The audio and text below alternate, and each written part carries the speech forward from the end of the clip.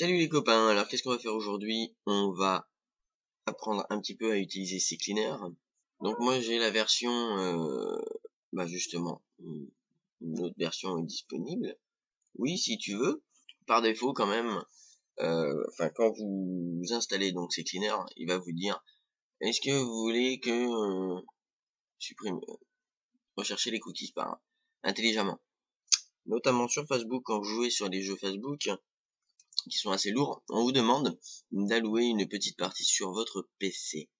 Et ben de temps en temps, c'est bien de nettoyer ces fichiers temporaires et ces cookies qui font quand même ramer à force votre PC et votre navigation. Donc là, on reste assez standard et tous les cookies, gna gna gna. Bon, vous regardez bien, historique de la saisie automatique et mot de passe enregistré ne sont pas cochés. Si vous avez envie de les débarrasser, vous les cochez bien évidemment. Le système, lâcherez-vous, j'irai pas trop chercher là par là et tout quoi. Le cache DNS, c'est pour remettre à défaut, pour remettre tout bien votre connexion. Si jamais vous avez eu un problème quelconque à un moment donné pour vous connecter à internet, vous pouvez faire le nettoyage du cache. Les applications, comme son nom l'indique, sont les programmes que vous utilisez. Alors moi personnellement, Firefox et Chrome sont mes navigateurs et j'ai compacté les bases de données, laissé cocher, de sorte que ma connexion internet soit un petit peu plus rapide. Il y a d'autres manières aussi d'accélérer son débit, clairement, parce que donc du coup dans l'utilisation normale d'un réseau, il y a plein d'actions qui sont faites, qui sont là, qu'on voit pas, mais qui du coup sollicitent notre réseau et notre flux. Moi j'ai la suite Adobe, alors donc du coup je lui ai dit nettoie-moi un petit peu tous ces logiciels là. Il ne va toucher essentiellement qu'aux fichiers, on va dire, qui sont transitoires, qui sont utilisés lors d'un projet. Effectivement, sur Adobe Photoshop, vous pouvez faire une affiche par exemple, vous avez besoin de 36 images, de 40 effets et machin et tout. Vous avez fini votre projet, vous pouvez tout nettoyer. Voilà, ça ne supprime pas votre projet. Donc vous lisez tout ça un petit peu, donc voilà, ça fait pas de mal. Le registre. Donc par défaut, effectivement, il y a tout. On va surtout trouver les erreurs. C'est le nettoyeur. Donc si on veut nettoyer, on fait analyser. Je l'ai fait il y a pas longtemps, alors évidemment, vous direz oui, mais moi je dis non. Faites nettoyer, mais moi je vais faire, on peut faire nettoyer. Vous avez la possibilité de chercher les erreurs. Chercher les erreurs qui sont existantes dans votre système. Donc évidemment, il y a beaucoup de DLL. Quand vous installez des applications, vous désinstallez des applications, vous réinstallez l'application, vous désinstallez l'application, vous craquez un ou deux logiciels et patati et patata, on arrive vite à avoir des erreurs de DLL, qui sont en fait des petits chemins qu'il y a sur votre PC pour que tel et tel composant fonctionne avec tel et tel truc, programme, plugin, etc., etc. Je vous passe les détails. Et donc, on se rend compte qu'il peut y avoir pas mal d'erreurs, surtout que je l'ai fait il y a pas si longtemps que ça. Alors lui, il va les analyser, il va les corriger, donc à un moment donné, vous aurez corrigé les erreurs sélectionnées, et vous faites corriger jusqu'à ce que vous ne trouviez plus d'erreurs. Donc voilà, si on fait corriger les erreurs, vous créez un point, vous pouvez éventuellement créer un point de sauvegarde pour les clés de registre au cas où ça ne fonctionnerait pas. Vous avez les outils, la désinstallation, excusez-moi, de programme, comme vous avez dans le panneau de configuration. Supprimer un programme de Windows. Ça se passe de la même manière, vous voyez. Démarrage, pareil que msconfig, qui vous permet de décider quand est-ce qu'un programme démarre ou pas, s'il doit démarrer au démarrage de votre ordinateur. Sachez que chaque programme qui démarre au démarrage de votre PC, c'est mal dit mais c'est pas grave, vous pompe un petit peu de flux quand même. Donc du coup, vous étonnez pas quand vous allumez votre ordinateur que vous avez Skype, Messenger, la suite Adobe, Audacity, plus les trucs d'émoticônes, plus la super barre qui fait joli et tout, pour ranger ses programmes. Si tout ça se démarre au démarrage de votre PC, et ben si ça prend 10 minutes, c'est normal.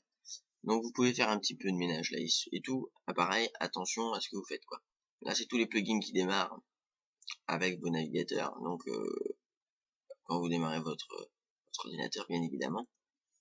Vous avez là par exemple, je vois donc je vous expliquer lire avec VLC. Effectivement, moi j'ai permis donc à tous mes fichiers vidéo de ce que j'avais choisi, en tout cas les films et tout, d'être lus par VLC. Donc VLC se tient prêt à être utilisé. Donc effectivement il démarre en même temps que mon système.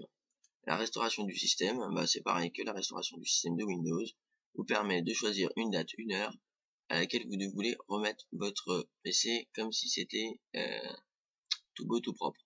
Vous installez un logiciel, ça bug. Généralement, c'est quand vous installez un pilote ou vous faites une mise à jour quelconque. Ça bug. Vous faites une restauration de système, revenir à une date antérieure. L'effaceur de disque. L'effaceur de disque est bien pratique, mais attention, donc il va vous aider à nettoyer l'espace libre de vos disques durs. On présente dans vos partitions. Sachez que quand vous avez nettoyé donc cet espace libre, comme son nom l'indique, donc cet espace effectivement est libre, mais a certainement eu déjà des choses gravées dessus, sur ces petits espaces-là. Et donc du coup ça reste. C'est comme ça qu'on peut récupérer des données. Quand un disque dur crash ou que ça a été formaté, on peut récupérer des données avec certains logiciels. Sachez que si vous faites, bon, simple un passage, ça va, je pense que c'est récupérable. Par contre, quand vous commencez à faire suppression avancée, 3 passages, 7 passages, 35 passages, ne comptez même pas récupérer vos données après. Ce serait mort. Donc, ça veut dire que votre système crash 2 jours après, eh ben, vous avez perdu toutes vos données, vous pouvez rien récupérer, au cas où, rien récupérer. Donc moi, par principe, je le mets pas, hein, parce qu'on ne sait jamais ce qui peut arriver. Donc, dans les options, bah, voilà, vous avez nettoyé automatiquement l'ordinateur au démarrage. Alors moi, c'est ce que je fais sur des postes clients, les personnes, ils ont rien à, voilà. On peut même le lancer en automatique, donc du coup, derrière et tout, avec le planificateur de tâches, hein, dans le panneau de configuration de Windows. Ça, vous ajoutez exécuter, ouais, c'est bien aussi, mais bon, ça sert dans l'absolu pas à grand chose, je pense. Recherchez automatiquement les mises à jour, si vous voulez. Effacement sécurisé lent. Alors, voilà, c'est une fois que, quand vous avez nettoyé là, et ben, moi je fais pas un effacement normal, je fais un effacement sécurisé lent, simple, un passage. Sachant que vous avez aussi la possibilité de faire les 3, 7, 35 passages. Et comme je vous l'ai dit auparavant, plus vous effacez bien, moins vous récupérez de données. Alors les flux de données alternement, ça c'est effacer les fins de cluster, permet de vraiment nettoyer au niveau de votre disque dur. Les clusters font partie de votre disque dur. C'est un petit peu technique, hein, mais on va dire que comment configurer vos disques durs. Par exemple en RAID, je serais vous, j'éviterai quoi. Voilà les cookies. Alors justement, lui il est intelligent. Donc il a déjà calculé qu'Amazon, Mailorama, Monster.com et .fr, tout ça on en a rien à faire. Donc par contre, voilà, il y a des cookies, personnellement ça me fait chier à chaque fois de les remettre, donc les fameux Pôle emploi, les trucs de crédit agricole, pardon, excusez-moi, de compte bancaire, de sécu, MSA, etc. Voilà, vous les gardez quoi. Ceci dit, ces cleaners ne vous enlèvent pas vos mots de passe. C'est juste qu'effectivement, quand vous allez sur votre, votre page de CAF, vous avez plus votre code et votre numéro d'identifiant marqué en fait. Tout ça me faisait juste chier quoi, c'est tout. Là, vous pouvez exclure ou inclure des dossiers, fichiers à inclure qui ne font pas partie de ce qu'a relaté CCleaner, quelque chose de particulier. Bon là c'est pour les avertis. Et au niveau de l'avancée, vous avez la possibilité de montrer les détails ou non du nettoyeur, effacer uniquement les fichiers temporaires de Windows datant plus de 24 heures, je ferai effectivement ça. Supprimer les fichiers de la corbeille seulement s'ils sont depuis plus d'un jour, on peut faire aussi, mais moi personnellement j'aime pas parce que des fois je mets à la corbeille et puis en fait il s'avère que j'aurais pas dû quoi. Donc cacher les messages d'avertissement, fermer le programme après le nettoyage, éventuellement. Bon, si vous faites ça, vous voyez pas toutes les erreurs. Demandez s'il faut créer une sauvegarde des changements faits au registre. Voilà, tant qu'à faire, il le fera tout le temps, vous pouvez le décocher. Réduire dans la zone de notification, sauvegarder tous les paramètres dans un fichier INI. Vous avez aussi la possibilité au niveau de Windows, CCleaner, les programmes, files et tout là. Vous avez CCleaner et vous avez un dossier normalement, un dossier qui s'appelle donc un fichier .ini, donc qui va relater ce qui a été fait par CCleaner. Ignorer l'avertissement de contrôle, on s'en fout, blablabla. Donc voilà, en gros, un peu plus précisément, comment utiliser CCleaner. Sachez qu'avec CCleaner, il y a des petits frères, des petits cousins qui sont intéressants. Notons ADW Cleaner, avec son host anti-pup hardware, qui est donc efficace pour éviter de se faire installer des toolbars, Ask Toolbar, Babylon Search et compagnie. Parce que si vous utilisez Internet Explorer, vous avez donc la possibilité, moi je l'utilise pas mais je dois aller avoir quelque part,